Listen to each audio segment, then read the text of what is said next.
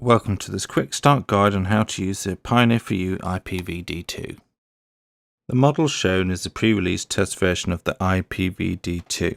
It is made of a metal construction. It feels quite solid and it is small in size. The Ipv D2 has a spring-loaded 510 connection that will allow most atomizers to fit comfortably in place. In the box there is also a proprietary USB cable for charging.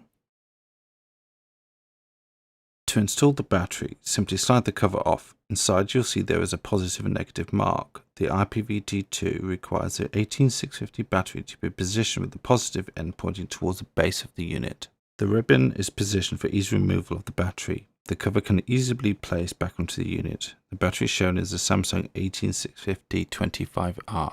To charge the Ipv D2, there is a port on the base of the unit. Place the proprietary cable into the slot to start charging. An LED light will illuminate. To power on the Ipv, press the fire button 5 times within 2 seconds. The Pioneer for You logo followed by the Ipv D2 logo will appear.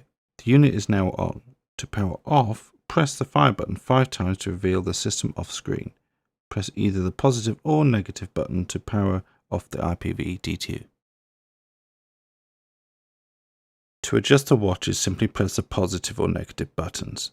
By holding one of the buttons, the unit will scroll quickly between values. By tapping the positive or negative buttons, you can adjust the values incrementally. I have now attached the Aspire Triton tank with a 1.8 ohm coil fitted, so I shall set it to 13 watts. You can now see the Ipv D2 firing. When stowing your Ipv D2 away into a pocket or bag, you can lock the buttons by pressing the fire button and positive button simultaneously to prevent it unintentionally firing. This locks the buttons.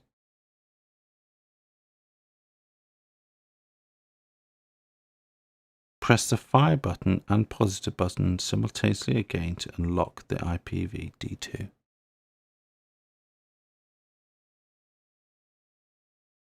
To enter the menu system, press the fire button 5 times within 2 seconds.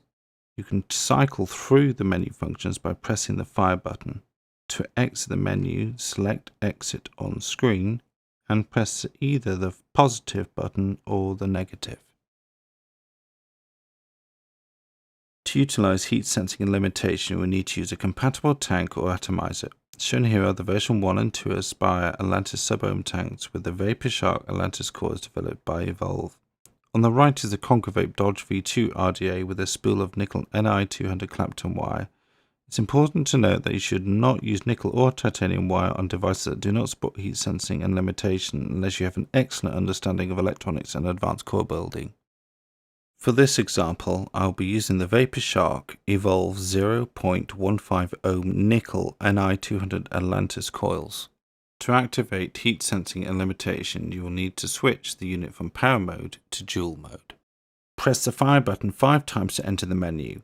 Press the fire button once more to reveal the power mode. Now press the positive or negative button to cycle between power mode and dual mode. We need to select dual mode.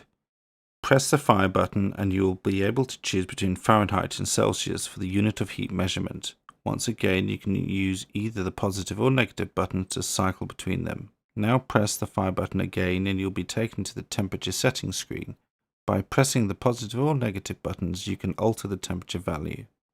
I'll be setting this to 400 degrees Fahrenheit as I like using this temperature with the Atlantis version 2.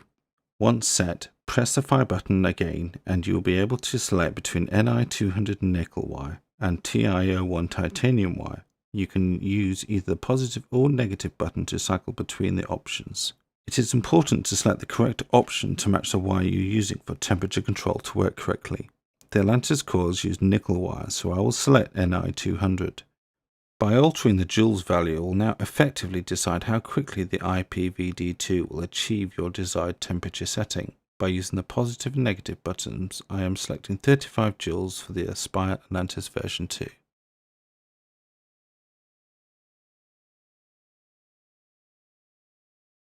I have now attached the Atlantis version 2 tank with temperature sensing coils fitted. It is essential for the temperature sensing and limitation to work correctly by setting the resistance of the tank or atomizer whilst it is still at ambient temperature, or in other words, room temperature. Simply press both the positive and negative buttons at the same time to set the resistance.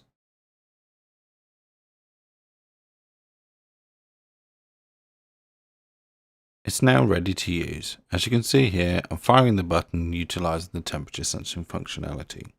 Thank you for watching this quick user guide and overview for the Pioneer for You Ipv D2 mod.